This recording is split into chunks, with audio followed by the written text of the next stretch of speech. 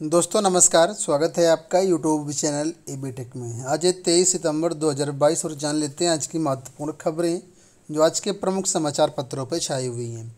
सबसे पहली अपडेट देखिए, राज्य कर विभाग में लिपिक संवर्ग में भर्ती की तैयारी। राज्य कर विभाग में लिपिक संवर्ग में कर्मचारियों की बम्पर भर्ती की तैयारी है। इसके लिए विभाग मौजूदा और 30 जून 2023 तक इस संवर्ग के रिक्त होने वाले सभी पदों का ब्यौरा तैयार कर रहा है।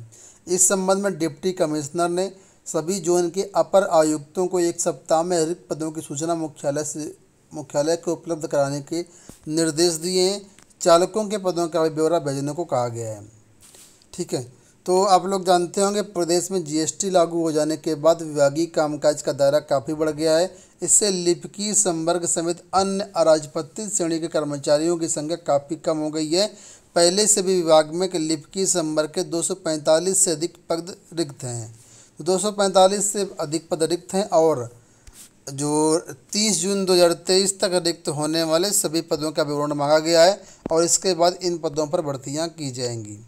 तो कौन कौन से पदों पर भर्तियाँ, तो यहाँ पर बताया कि लिपिकी संवर्ग के अंतर्गत वैयक्तिक सहायक ग्रेड 1 व ग्रेड 2, आशुलिपिक, कंप्यूटर ऑपरेटर ग्रेड ए व ग्रेड बी, वाहन चालक के विशेष ग्रेड व 1, 2, 3, 4 ग्रेड के पद भी शामिल हैं। सूत्रों का कहना है कि जोनवार रिक्त होने वाले पदों की सूचना मिलने के बाद जल्द ही सीधी भर्ती वाले पदों के लिए अधियाचन भेज दिया जाएगा। तो कुल मिलाकर के अच्छी वैकेंसी है यह, और यहाँ पर जो लोग तैयारी करना चाहते हैं तो हमारे चैनल के माध्यम से अपडेट रहें। सारी सूचना हमारे चैनल के माध्यम से आप लोगों को प्रोवाइड की जाएगी। दूसरी अपडेट की बात करेंगे, वन दरोगा भर्ती के पदों पर विज्ञापन कल जारी कर दिया गया है। 701 पदों पर भर्तियाँ आई हुई हैं। आवेदन 6 नवंबर तक आप लोग कर सकते हैं और यूपी की तरफ से विज्ञापन जारी हुआ है। ठीक है, और यहाँ पर क्या है, जो पेट 2021 क्वालिफाई अभ्यर्थी हैं वो यहाँ पर आवेदन कर पाएंगे। इसका डिटेल्ड वीडियो हमने चैनल पर अपलोड कर दिया हुआ है कल। ठीक है, आप लोग चैनल पर जा कर के एलिजिबिलिटी क्राइटेरिया, आवेदन प्रक्रिया, एग्ज़ाम पैटर्न और अन्य सारी चीज़ें समझ सकते हैं। अगली अपडेट यहाँ पर है, प्रवक्ता के पद के चयनितों का अभिलेख सत्यापन 30 को। यहाँ पर बात हो रही राजकीय आश्रम पद्धति इंटर कॉलेज भर्ती के बारे में। अभी हाल ही में आप लोग जानते हैं 20 सितंबर को गणित, भौतिक विज्ञान, रसायन विज्ञान का रिजल्ट जारी किया गया है।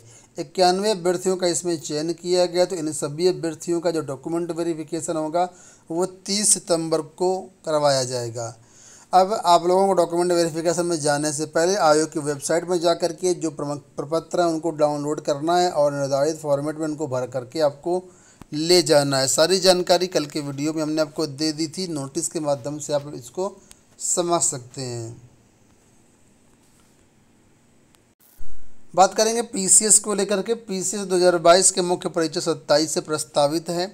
काफ़ी सारे अभ्यर्थी इस परीक्षा का विरोध कर रहे हैं, परीक्षा स्थगित करने की मांग कर रहे हैं, लेकिन परीक्षा बिल्कुल नियत समय पर हो रही है। ये प्रदेश के 3 शहरों में परीक्षा करवाई जाएगी। 13 केंद्रों पर परीक्षा होनी है और मुख्य परीक्षा के लिए लोक सेवा आयोग की तैयारियां पूरी हो गई हैं। 5796 अभ्यर्थी इसमें शामिल होंगे। सबसे अधिक परीक्षार्थी लखनऊ में रहेंगे और वेबसाइट पर एडमिट कार्ड जारी कर दिए गए हैं, आप लोग डाउनलोड कर सकते हैं। प्रयागराज और गाजियाबाद में भी इसके सेंटर बनाए गए हैं। राजेंद्र सिंह रज्जू भैया राज्य विश्वविद्यालय को लेकर के अपडेट है कि 9607 छात्र डिबार कर दिए गए। अब कॉलेजों की बारी है। प्रोफेसर राजेंद्र सिंह रज्जू भैया राज्य विश्वविद्यालय ने वार्षिक परीक्षाओं में सामूहिक नकल करते पकड़े गए छात्रों पर कार्रवाई की अंतिम मुहर लगा दी है। स्नातक अंतिम वर्ष के 9607 छात्रों को डिबार कर दिया गया है। अब सामूहिक नकल में दोषी करीब 50 से अधिक कॉलेजों के खिलाफ कार्रवाई की प्रक्रिया अंतिम दौर में है। साथ ही प्रथम और द्वितीय वर्ष में नकल करते पकड़े गए 10,000 से अधिक छात्रों की फाइल तैयार हो रही है। तो कुल मिलाकर के व्यापक रूप से नकल यहाँ पर प्रभावी है। छात्रों को तो डिबार कर दिया गया, अब कॉलेज भी डिबार किए जाएंगे, इसकी तैयारी चल रही है। एक बड़ी अपडेट है एडेड माध्यमिक विद्यालयों को लेकर के। लिखा है कि यहाँ पर जो सबसे बाद में आया शिक्षक होगा वो सरप्लस होगा। तो अशासकीय सहायता प्राप्त माध्यमिक स्कूलों में सरप्लस शिक्षकों के निर्धारण की प्रक्रिया तय कर दी गई है। माध्यमिक शिक्षा विभाग द्वारा एडेड स्कूलों में सबसे बाद में भर्ती या फिर दूसरे स्कूल से ट्रांसफ़र होकर के आए शिक्षक को सरप्लस माना जाएगा। इन स्कूलों में पहले के मुकाबले विद्यार्थियों की संख्या कम हुई है, ऐसे में छात्र शिक्षक अनुपात के अनुसार शिक्षक समायोजित किए जाएंगे। इन्हें दूसरे विद्यालयों में ट्रांसफ़र किया जाएगा और इनका पद समाप्त किया जाएगा। अगर स्थानांतरण संभव नहीं है तो विद्यालय की भावी रिक्तियों में इन्हें समायोजित किया जाएगा। इसके लिए प्रदेश व मंडल स्तर पर कमेटियां गठित की गई हैं। तो आप लोग जानते होंगे कि एडेड माध्यमिक विद्यालयों में न्यूज आई थी कि जो छात्र शिक्षक अनुपात है उसको बराबर किया जाएगा और जो शिक्षक ज़्यादा होंगे उनको दूसरे विद्यालयों में समायोजित किया जाएगा और उसी के बारे में यहाँ पर अपडेट दिया गया है। और जो शिक्षक की ज्वाइनिंग या ट्रांसफ़र बाद में हुआ होगा उस विद्यालय में उसी का समायोजन पहले होगा।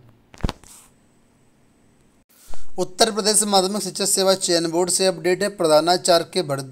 प्रधानाचार्य भर्ती की अभ्यर्थी चयन बोर्ड पर गरजे।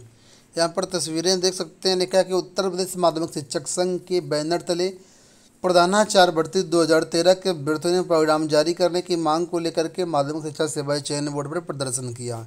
धरने का नेतृत्व कर रहे संगठन के प्रदेश संरक्षक डॉक्टर हरिप्रकाश ने कहा कि प्रधानाचार्य भर्ती का परिणाम घोषित न करना शिक्षकों के साथ ही शिक्षा व छात्रों के साथ अन्याय है। अगर चयन बोर्ड का यही रवैया रहा तो संगठन आर पार की लड़ाई लड़ने के लिए मजबूर होगा। तो यहाँ पर देखिए लिखा है कि प्रदेश उपाध्यक्ष व इलाहाबाद झांसी खंड शिक्षक एमएलसी प्रत्याशी उपेंद्र वर्मा ने कहा यदि 2 अक्टूबर तक परिणाम घोषित नहीं किया गया तो 3 अक्टूबर संगठन चयन बोर्ड पर आमरण अनशन करना शुरू कर देगा। तो कुल मिलाकर के चयन बोर्ड को 2 अक्टूबर तक का यहाँ पर टाइम दिया गया, उसके बाद व्यापक रूप से प्रदर्शन होगा। पॉलिटेक्निक को लेकर के अपडेट है कि पॉलिटेक्निक में प्रवेश के लिए हुई मुख्य काउंसलिंग के तीनों चरण की में सरकारी संस्थाओं की 75% सीटें भर गई हैं, जबकि करीब 30,000 छात्र प्रवेश ले चुके हैं। अब संयुक्त प्रवेश परीक्षा परिषद ने चौथे और 5वें चरण की काउंसलिंग का जो कार्यक्रम है जारी कर दिया है। चौथे चरण की काउंसलिंग 25 सितंबर से शुरू होगी। वहीं तीसरे चरण में जिन छात्रों को सीट अलॉट हो गई है उनको 23 सितंबर तक इंस्टीट्यूट की फीस जमा करनी होगी, परिषद के सचिव राम रतन ने जानकारी दी। तो पॉलिटेक्निक काउंसलिंग के बारे में यहाँ पर अपडेट है कि चौथे चरण की जो काउंसलिंग है 25 से प्रारंभ हो रही है। यूपीएससी की तरफ से अपडेट है कि यूपीएससी ने अभी हाल ही में 285 पदों पर संयुक्त भूवैज्ञानिक परीक्षा 2023 के लिए नोटिफिकेशन जारी किया है। अधिकतम उम्र यहाँ पर 32 वर्ष है और जो भी कैंडिडेट संबंधित विषय में पोस्ट ग्रेजुएशन की डिग्री किए हुए हैं वो लोग यहाँ पर आवेदन कर सकते हैं।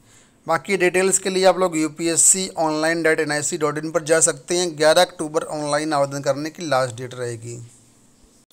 अगली अपडेट है इलाहाबाद विश्वविद्यालय से। लिखा है कि फीस वृद्धि के विरोध में कैंपस में 4 घंटे हंगामा। यहाँ पर आप लोग जानते हैं फीस वृद्धि के विरोध में लगातार छात्रों का आंदोलन जारी है। फीस लगभग 4 से 5 गुना तक बढ़ा दी गई है।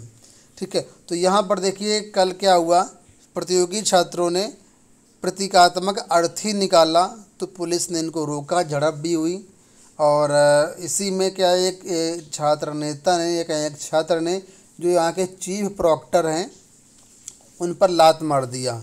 ठीक है, तो यहाँ पर देखिए चीफ प्रॉक्टर आक्रोशित हो गए और कहा कि अगर इन छात्रों की गिरफ्तारी नहीं हुई तो फिर हम धरने पर बैठ जाएंगे यहीं पर। और इन्होंने क्या किया है कि 4 नामजद छात्रों के ऊपर और 12 अज्ञात के खिलाफ एफआईआर के निर्देश भी जो तहरीर है वो थाने में दे दी है। तो कुल मिलाकर के मामला यहाँ पर तूल पकड़ता जा रहा है और यहाँ पर तस्वीरें यहाँ पर लोग देख सकते हैं 4 घंटे लगातार हंगामा हुआ। ये हो गई दोस्तों आज की सारी अपडेट। ऐसा करते वीडियो पसंद आया होगा। इस वीडियो में इतना ही, धन्यवाद।